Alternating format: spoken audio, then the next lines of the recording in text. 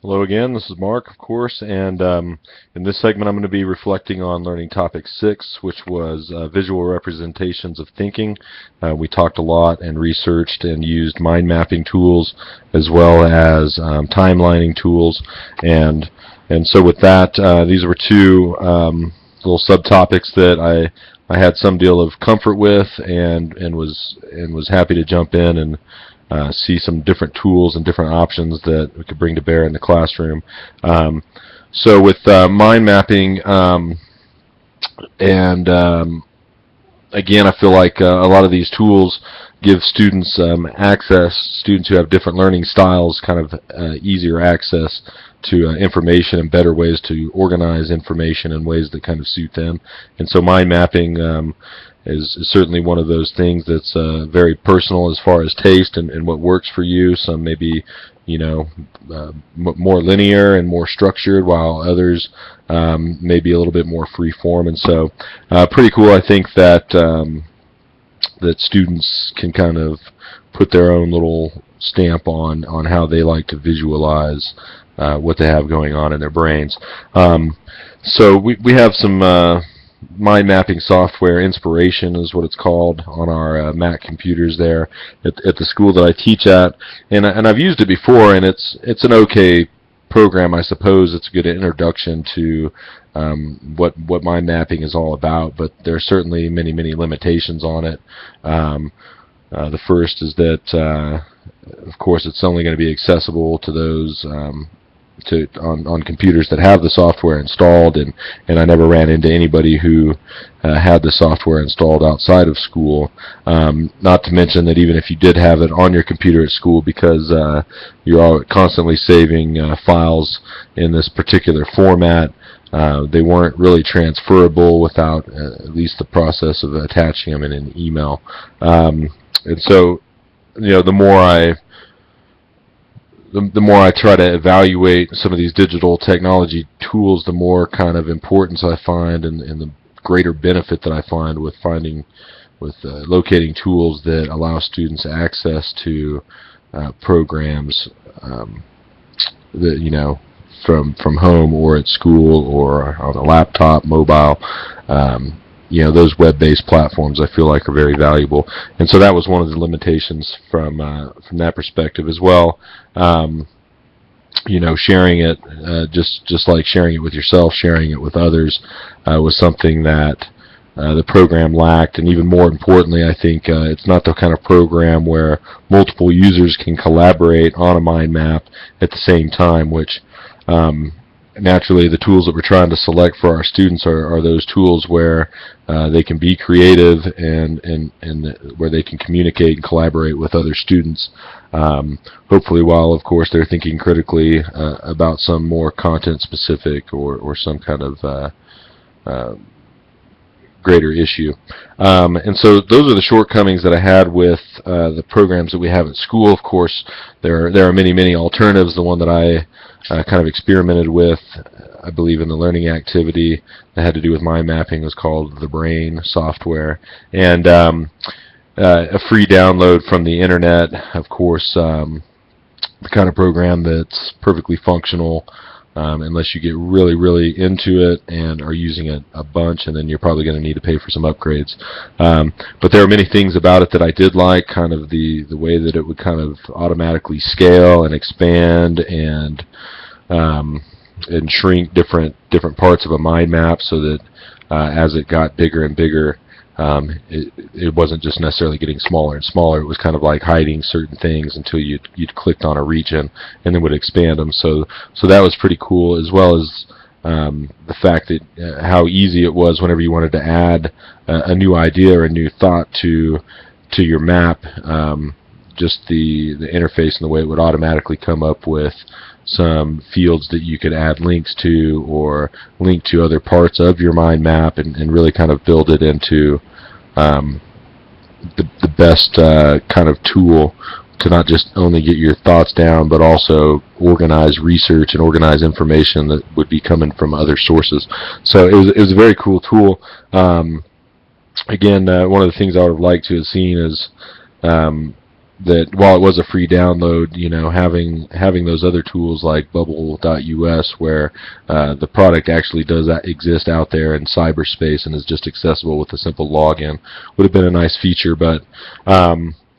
again, something that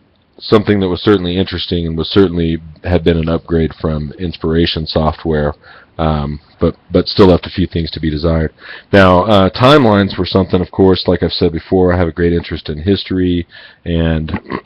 and so timelines are really up my alley. I've just loved the linear nature of them and the chronology of them, and so I think it's a really cool way to kind of represent ideas and information, and kind of like I was saying with the Inspiration software on our computers, the Timeliner program that we have at school is just woefully inadequate. And so it was really cool for me to get to use the Dippity software, and like I kind of outlined in the mind mapping, there are so many things that I thought were valuable about it. Number one, it was a web-based platform, so it's accessible from any machine at any time. Number two, you could open it and kind of control the share setting much like you would in a Google document, to where you could collaborate with others. I thought that was outstanding. A lot of the little subtle or just small things that may go unnoticed until you've really worked with a lesser program, the way that you could scale up and down how much time was being shown in a given window from literally days or hours right on out to millennia, was pretty cool. And the way that the program would automatically kind of shrink down and minimize events whenever they became too crowded to show the entire thumbnail, I thought was awesome. Other things I thought were great were how easy it was whenever you added an event, the kind of logical, user-friendly way that you just fill out the fields with a title and a date and then a brief description, but then there's just very simple, can't miss fields to link images or videos or other websites where maybe you could go, or direct viewers to go to get a little bit more in-depth information, or perhaps just a different take on what it was you were talking about. Something else that I thought was really cool was the map feature, and how you could just get yourself a longitude and latitude location straight out of Google Maps, paste it in the location box, and then have a little thumbnail of where an event may have occurred. And so I thought that was a pretty cool connection back to the geospatial literacy learning topic. And so really a very cool program, and I think well, I immediately went and shared it with my coworkers who thought it looked great and are probably going to be experimenting with it pretty soon. I also took it back and shared it with my students and had them getting used to using the program by simply picking a topic and then creating a timeline, whether it was just kind of a personal history, maybe a history of the vacations that I'd been on in my memorable life, or for them what's probably like 8 or 9 years, right on to maybe the history of a favorite sports franchise or a favorite artist or entertainer. And really I know a tool is good whenever I can teach 25 kids or 30 kids without a great deal of difficulty, and they can kind of just get in and intuitively work their way through the software. So I thought that was great, and it was kind of nice to think about timelines again, and how really cool they can be. And in addition to sharing this Dippity, I also had the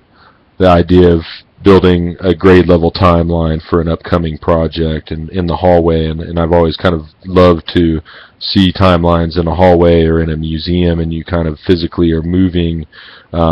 along this continuum, and so I think what we're going to be doing is creating a timeline in which students are developing the content in a digital environment and then producing QR codes so that viewers are trying to interact or are able to interact with the timeline, so that you see that okay, and this year, we maybe have a brief a title of the event and then a QR code. So, we're happy to know on July 4th, 1776, the United States declared their independence, or just say, simply Declaration of Independence, and then there's a QR code that would then link the viewer, who's hopefully, carrying a cell phone or an iPad that has a QR scanner, straight to some content that they have created and stored on the internet. And so pretty excited about that upcoming project, and certainly something that I probably wouldn't have thought about had it not been for getting to spend some time in this learning topic thinking about it. So again, in sum, was excited about some of the new tools and the chance to kind of think and explore ways of bringing mind mapping and timelining into a little bit more focus in my classroom and in my instruction. So again, with that said, we'll be moving on to open source software, I believe, in Learning Topic 7. And again, thank you very much.